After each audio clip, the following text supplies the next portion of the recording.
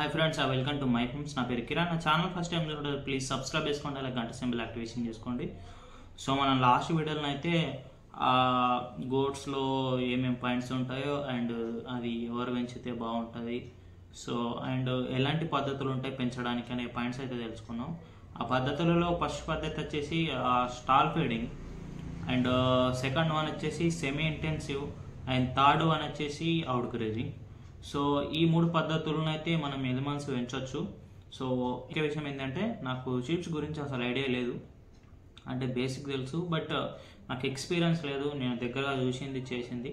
So అందుకే నేను గోడ్స్ని base చేసుకొని మాత్రమే వీడియో చేస్తాను. సో రెండు కూడా సేమే ఉంటాయి, కొద్దిగా చిన్న చిన్న పాయింట్స్ తేడా.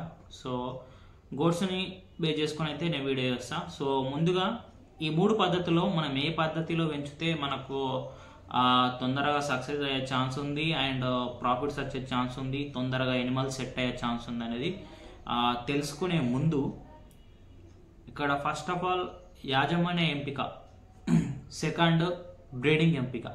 సో ఈ రెండు పాయింట్లు అయితే మనం ఈ వీడియోలో మాట్లాడుకుందాం. సో యాజమాన్య ఎంపిక, మీరు ఈ ఫీల్డ్లోకి రావాలన్నప్పుడు మీరు వచ్చి మీరు చేయగలుగుతారా, లేదంటే లేదు మేము ఒక వర్కర్ని పెట్టి చేయిస్తాం, లేదంటే ఇంకొకళ్ళ మీద డిపెండ్ అయి ఉంటాం, మా ఫ్యామిలీ మా బ్రదర్ చూసుకుంటారు, మా మదర్ చూసుకుంటారు అని వస్తే మనకి ఇలా చాలా ప్రాబ్లమ్స్ అయితే ఉంటాయి. ఎందుకంటే ఈ రోజుల్లో మనకు వర్కర్స్ అనేవారు మనం చూసుకున్నంత కేర్గా, మనం పెట్టినంత శ్రద్ధగా సో వాళ్ళైతే చూడరు. ఈ జనరేషన్లోనైతే మ్యాక్సిమం లేరు, ఏదో వర్క్ అంటే వర్క్ చేసేసినామా ఉన్నామా అన్నట్టు ఉంటుంది. ఎందుకంటే ఇది ఒక వస్తువు కాదు సేల్ చేయడానికి, ఒక వస్తువు కాదు అమ్మడానికి. ఎందుకంటే ఒక వస్తువునా అనుకోండి, అది రేపు కూడా సేమ్ అలాగే ఉంటుంది. బట్ ఇది లైఫ్ స్టాక్లో ఏం ప్రాబ్లం అంటే, ఈ రోజు ఎనిమల్ ఉంది, అది ఒక 20 kgs ఉందనుకోండి ఎగ్జాంపుల్. సో మనం రేపు ఫుడ్ అవి ఎక్సెట్రా పెడతాం. సో అందులో ఏం తేడా వచ్చినా కూడా ఈ 20 kgs ఎనిమల్ అనేది ఒక 2 kgs తగ్గిపోవడం లేదా 1 kg తగ్గడం, సో ఇలా జరుగుతుంది అనమాట. సో మన ప్రాఫిట్స్ అంతా దాని వెయిట్ మీద డిపెండ్ అయి నడుస్తుంది కాబట్టి, సో మనం ఖచ్చితంగా ఆ ఫామ్ని కనీసం చూసేట మార్నింగ్ ఒక 2 hours, ఈవినింగ్ ఒక 2 hours స్పెషల్ కేర్ అనేది మనం తీసుకోవాలా. పిల్లలకు మిల్క్ తాపడం, లైక్ ఏమన్నా ఎనిమల్స్ ఎక్కువ ఉన్నాయా అబ్జర్వ్ చేయడం, అండ్ షెడ్ క్లీన్ ఉంచడం, మంచి వాటర్ అందించడం. సో ఇవన్నీ మనం గమనిస్తూ ఉండాలి ఖచ్చితంగా ప్రతిరోజు మార్నింగ్ ఈవినింగ్ 2 hours లేదా 1 hour ఏదో ఎంతో కొంత టైం స్పెండ్ చేస్తూ ఉండాలి. ఎందుకంటే మనం చూసుకున్నంత కేరు చేసే వర్కర్ చూసుకోడు, ఆయన మన పని అయిపోయిందా మనం రిలాక్స్ అయినామా అన్న ఆలోచనతో ఉంటాడన్నమాట. తర్వాత బ్రీడింగ్లో మన ఇండియాలో చాలా రకాల జాతులు అయితే ఉన్నాయి.